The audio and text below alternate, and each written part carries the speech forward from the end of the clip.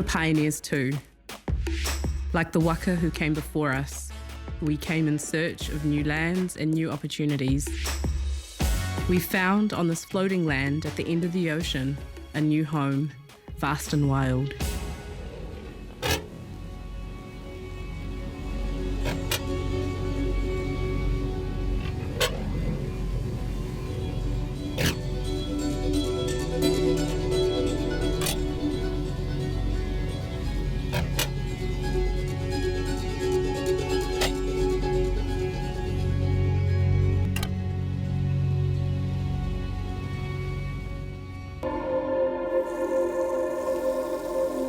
Waheguru created the universe, the world, and every life form. Before the universe, there was only Waheguru. The supreme power established the earth, sky, air, the water of the oceans, fire, and food. The divine power created the moon, the stars, and the sun, night, day, and mountains.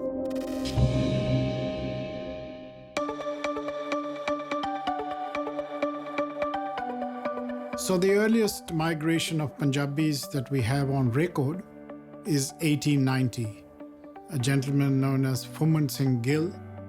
He ended up in Whānau and he married a local Kiwi girl and he settled down in Whānau. So this is a list of all the immigrants that came to New Zealand from 1890 up to 1940. And it's got photos and the stories of most of our pioneers. So that's my grandfather with some of the people who were his contemporaries who came with him to New Zealand. So he was the pioneer who came to New Zealand in 1920 and basically settled here. And the family followed in 1953. That's when we came to this country. My grandfather stayed in this country off and on about 50 years. The circumstances that prevailed in this country right up to 1950, I would say, were not amenable to bringing up a family. And so the families basically stayed back in India while they worked here in this country. Getting work here in the urban areas was not easy. They did find a lot of discrimination at that time. So the only opportunity they had at that stage was to go out in the outbacks, like the King Country, and there they found opportunities to work as itinerant workers, clearing the bush, cutting the scrub. Because there were people who had come off the land in Punjab, they could easily relate to things of the land. So that experience eventually translated in a lot of them starting to own some of those bush farms, like the one we had when we came later in 1953. Though our bond with this land was forged 130 years ago, it was more recent events that brought us in numbers.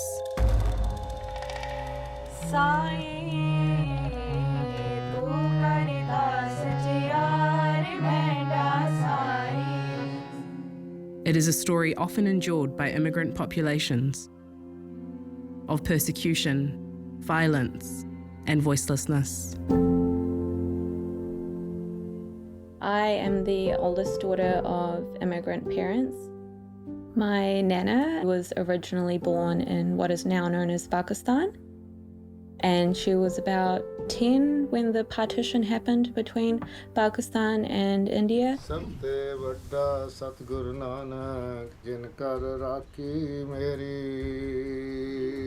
She saw some of her friends or family members die in front of her eyes, and she lived in a refugee camp for a little bit until they got a plot of land or a place to stay in India. When she was 11, the partition happened and they had to travel, and it was like 23 days it took them. And then to save the honor of women, the family members would kill the woman or chuck them in wells, so like that the opposition wouldn't rape them or kill them. like her dad's sister, a couple of their daughters, like as young as 8 years old, just killed and like chucked into the well and stuff.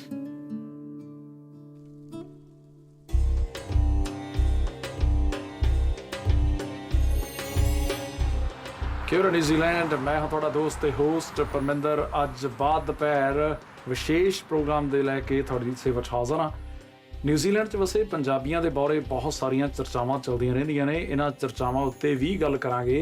तुसीं जाणदे ही हो कि वख-वख समय ते वख-वख अंदाज़ लैके radio spice पंजाबियां दा अपना पहला 24 घंटे 7 दिन चलण वाला रेडियो थोड़ी सेवा च वख-वख पेशकार लैके हाज़र हुंदे ने।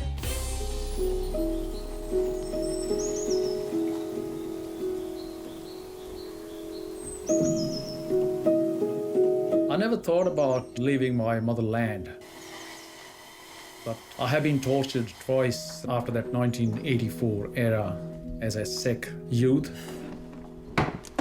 I was actually on my way to refill the LPG cylinder, and all of a sudden police just stopped me and they didn't ask me anything, they didn't say anything, so they start beating me.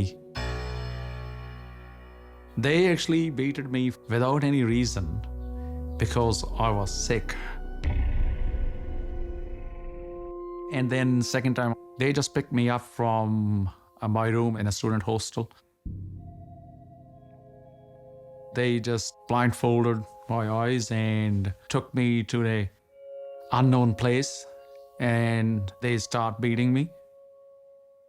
In those days, it's very common. There was no justice system. They can pick up anyone with a turban. I'm 47 now, but I couldn't talk about it even to my kids or my mom or even to my wife. Those are the black days.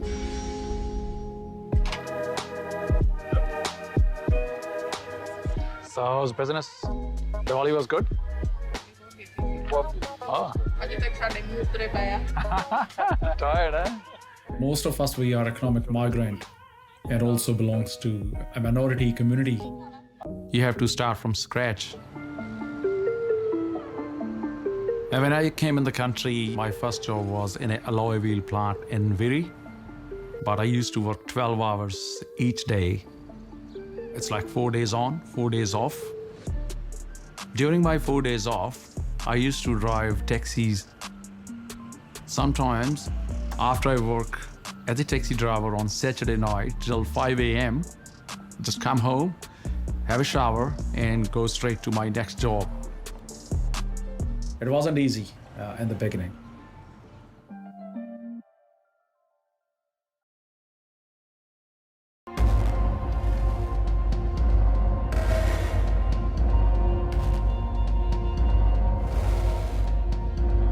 Upon death, we merge back into the universe, just as a drop of rain merges back into the ocean.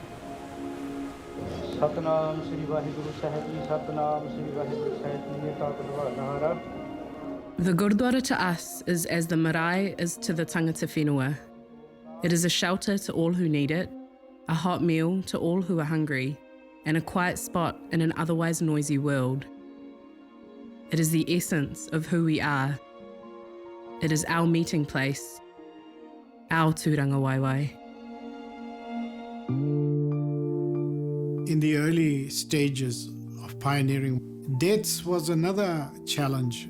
Most people in our faith are cremated, and there weren't many cremations around to serve that.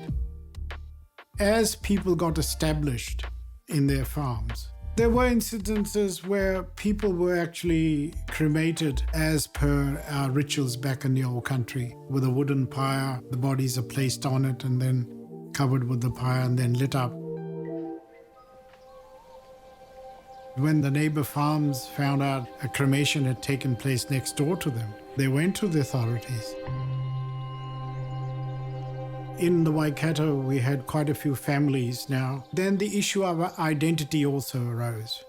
It's in that context that the New Zealand Sikh Society was formed. And then the Gurdwara followed from that.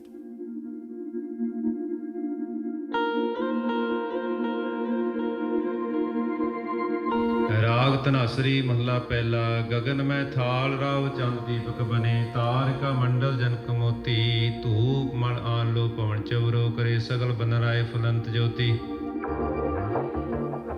In the early 60s, this Waikato was the area where a lot of the Punjabi farmers started congregating. And so in 1969, the section for this place was bought, 5 acres on the road, basically. It did cause quite a commotion in the community, the fact that we had bought on the main road. So it took a while to sort that out. And eventually in 1976, the foundation stone of this place was laid. So this became the center of our community. And this is the place where the community kitchen, the langar as we call it, takes place, which is an integral part of our Sikh religion. Anybody can come and sit in a langar, irrespective of their caste or religion or background. This is a concept that goes back almost 400 years. It started with the founder of our Sikh religion.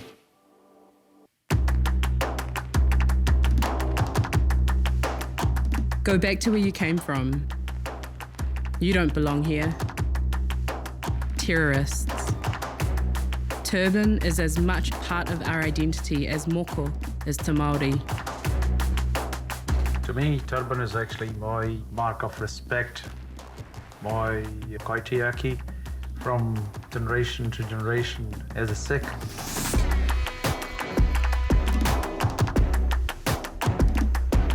It's actually carrying responsibility about my heritage, 13,000 kilometers away from my native village.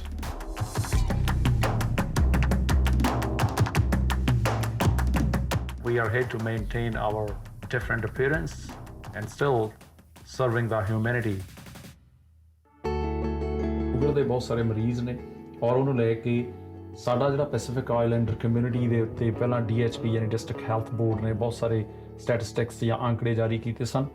My roles in the community as a justice of the peace, as a parish celebrant, as a community awareness broadcaster on 104.6 FM and on Radio Spice.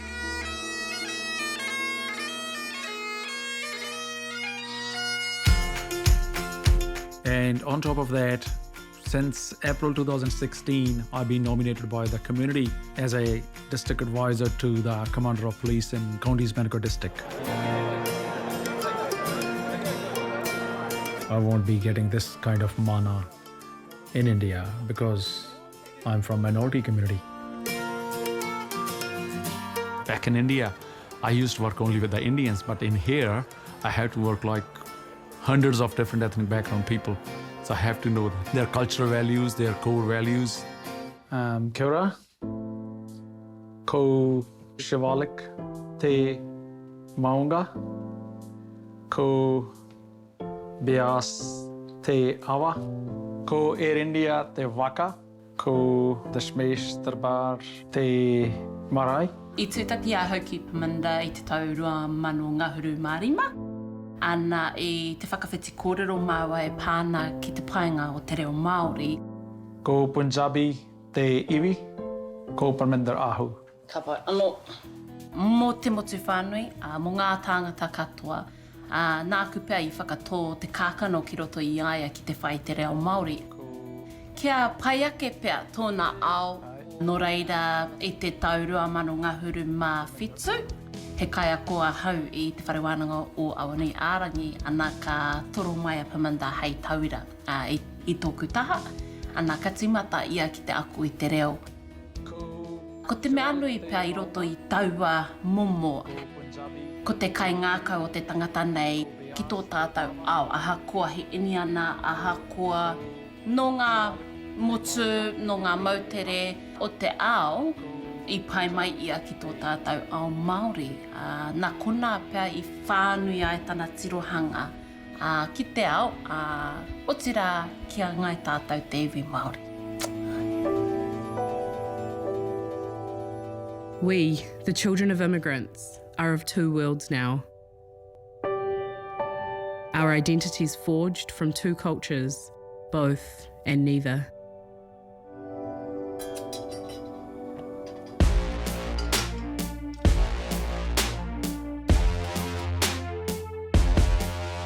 Growing up for me in New Zealand was quite interesting because I kind of had my foot in two different worlds. I was like a typical Kiwi kid. I did netball, I did swimming, I did tennis, I did bull rush. And then as soon as I went home, I was like this Punjabi kid that was doing Indian classical music and, you know, cooking Indian food with my mum. So I'm making Punjabi cha. So Punjabis and Indians, they love drinking cha. As you know, food is central to us. So it's cha in the morning, they drink cha. In the afternoon, they drink cha. Whenever they get together, they drink cha. It's like a way to bring everyone together. Being a part of two worlds can be quite beautiful, but it can be quite difficult. Your family want you to uphold this culture or these traditions. You feel guilt or shame because you don't think the same way that your parents or your community does.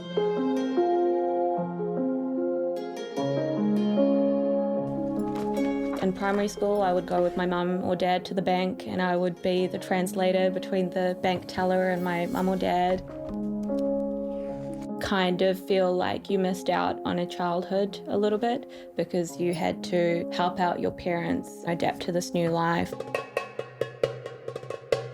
Growing up, I listened to a lot of heavy metal and rock, Pantera and Metallica. In high school one time, this Punjabi guy messaged me on Facebook and he's like, "You're that girl that wears band tees on mufti, aren't you?" And I was like, "Yeah." And then he was like, "Punjabi girls shouldn't be listening to that kind of music because that kind of music is for boys." Because I'm Indian and I'm Sikh, we don't cut our hair. And so I used to have like hairy legs and hairy arms. People would call me a gorilla.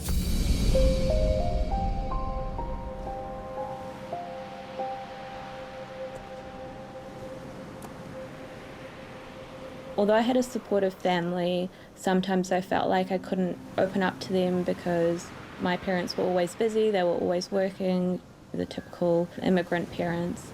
And so I felt like I didn't want to burden them with what was going on at school. It was quite destructive for my self-esteem.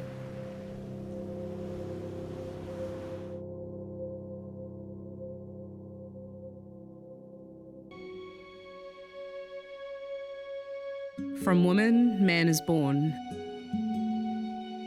From woman, woman is born. Without woman, there would be no one at all. So why call her bad? From her, kings were born.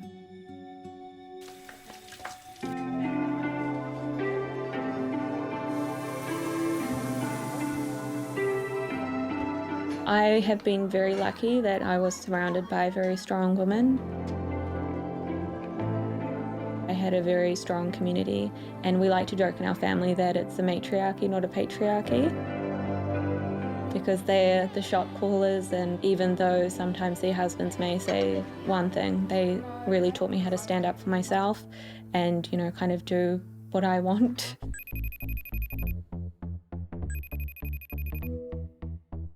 Hi, Simran. Hey. How's it going? So the caption that I wanted to do was I kind of wanted to talk about, you know, that my auntie, they left sort of when she was about 12, like her dad and her siblings. And so her mum stayed in India by herself and did all of the farming. Like holding down the fort? Yeah, really holding down the fort. So she was like a true feminist. I met Simran through a music class and I was wearing a band tee, you know, and she came up to me and she was like, "Oh, you're into Slipknot?" And I was like, "Yes, I am." And she's like, "So am I. I've not met another Indian girl that's into Slipknot." We had joined feminist pages on Instagram, but we didn't see any pages that kind of shared the South Asian female perspective. So we started the Indian Feminist. So we use a lot of humour to highlight a lot of the points that we're trying to get across. And we sort of tailor it to explain the South Asian context. Like, for example, this one, "Mum, can I go out?" And then there's that samurai sword and it says yes. And then she pulls it out more and it's like, "Yes, when you're married." So it kind of brings humour to real life issues that some of us have to go through. The dominant narrative in history has kind of always been the white man's voice, and in feminism it was the white woman's voice. Although we could relate to some of the feminist issues out there, we couldn't relate in the South Asian context. So, white women were all about free the nipple, but, we were talking about women who were suffering from acid attacks in India. So this post was part of a series as a collaboration with Make Love Not Scars, a NGO in India, and they help out acid attack survivors. They give free counselling and surgery and a place to stay. So this story is to do about Soni. She got married when she was 17 and her in-laws and husband were quite abusive towards her. She wanted to be a police officer and she had already completed her training and was about to receive her gun license. And then her in-laws chucked acid at her. So essentially the patriarchy kind of relies on men being dominant and women being subservient, and we see that a lot in Indian culture, which is why we wanted to start the Indian Feminists, to get conversations going, trying to dismantle or deconstruct these ideas that we have in our community.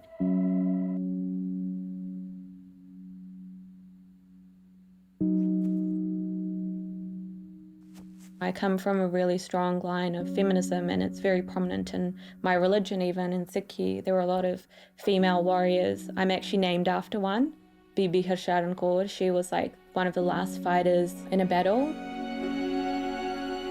So yeah, we had women that were fighting on the forefront, but a lot of their history has been replaced or not passed down, and so there's a great revival to bring that back to the surface. We are now many generations on this land. Since our first forefathers, whose hands carved the land, we have now carved out a new future on these shores. We are Sikh, but we are Kiwi too.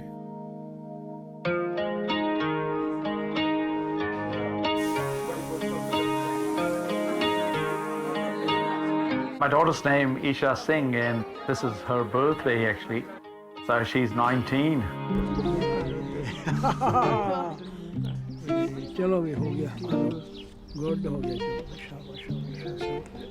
Wow. She just finished her first year in a degree in radiation therapy with the University of Otago. Not many migrant communities into those courses yet. She's going to be only second Punjabi and precisely first Sikh girl in Aotearoa. I'm very hopeful about the new generation. This is their country. They are here to live. They don't have language barriers. They're born and brought up here. They got their education from here. So this is their home country now. Who's that? That. You have a guess. Though we had been in this country for so long, but my grandchild, he's the first New Zealand born. And he's the 5th generation. So now all my grandchildren were born here. I think all of them have been back to India at least 2 or 3 times. Mama, I want gloves jamun. Yeah, sure, help yourself. Granddad said, if you link people with anywhere at a young age, it stays with you. So these young kids still want to go back to the Punjab, but at the same time, New Zealand also is the future now for our children.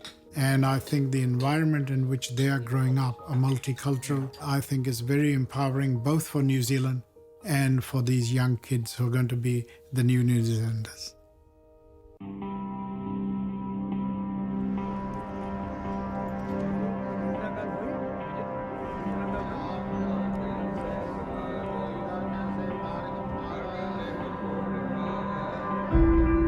For 130 years, we have become part of this land, and this land has become part of us.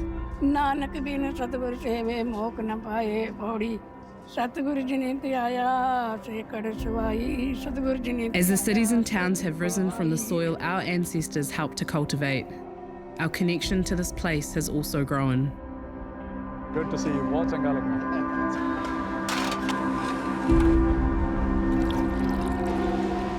We have made our home here, grown our families here,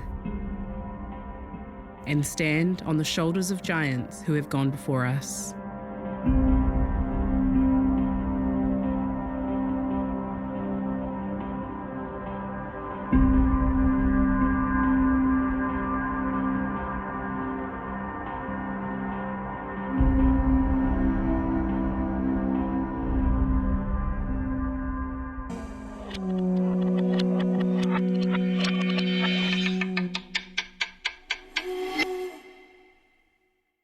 Supporting local content so you can see more of New Zealand on air.